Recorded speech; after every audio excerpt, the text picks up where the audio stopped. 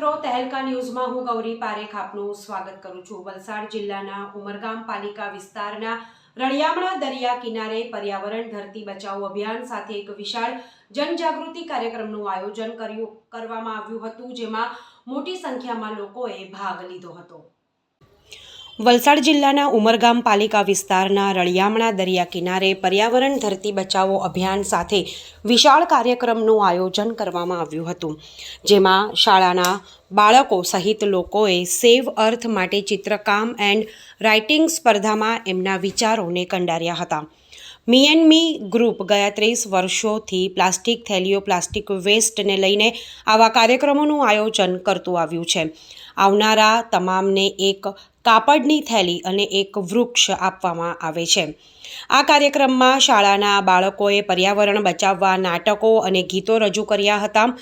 ઉલ્લેખનીય છે કે આવા જનજાગૃતિના કાર્યક્રમોમાં હજી લોકો ઉત્સાહ જોઈએ એવો બતાવી રહ્યા નથી, પરંતુ મી એન્ડ મી ગ્રુપ લોકોને પ્લાસ્ટિક મુક્ત થવા વિનંતી સાથે કાપડની થેલીઓ અને વૃક્ષ આપવાનો નિર્ધાર કરી ચૂક્યો છે।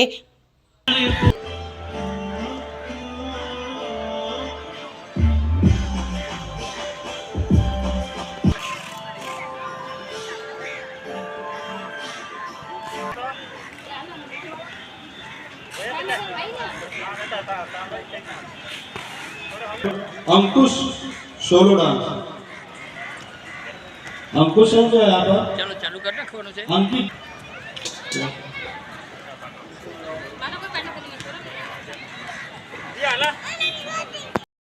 तरफથી આ એક સરસ ઇવેન્ટનું આયોજન કરવામાં આવ્યું છે। એ એમની એક થીમ છે કે પર્યાવરણ બચાવો, એટલે આ પર્યાવરણ માટે એમનું જે અને એક મેસેજ છે આપણા ભારત દેશનું જે પ્લાસ્ટિક ફ્રી પ્લાસ્ટિકનો જે વપરાશ છે એ અત્યારે ફિલહાલ બંધ થવો જોઈએ, એના પર એક આ સરસ આયોજન કરવામાં આવ્યું છે।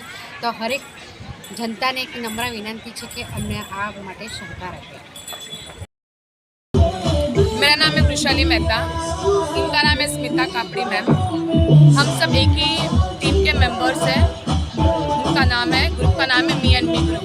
हमारा एक ही प्रयास है, जैसा आप देखते हैं यहाँ पे एक मछली का स्टिकर लगाया हुआ है, का पोस्टर बनाया हुआ है, ठीक है। हम चाहते हैं कि ये जो आप प्लास्टिक दरिया में फेंकते हो या फिर रोड पे फेंकते हो, उनकी वजह से ये जो जलचर प्राणी है या फिर ये जीव जंतु जो है जो ज़मीन पे है, उनको बहुत ज़्यादा नुकसान होता है।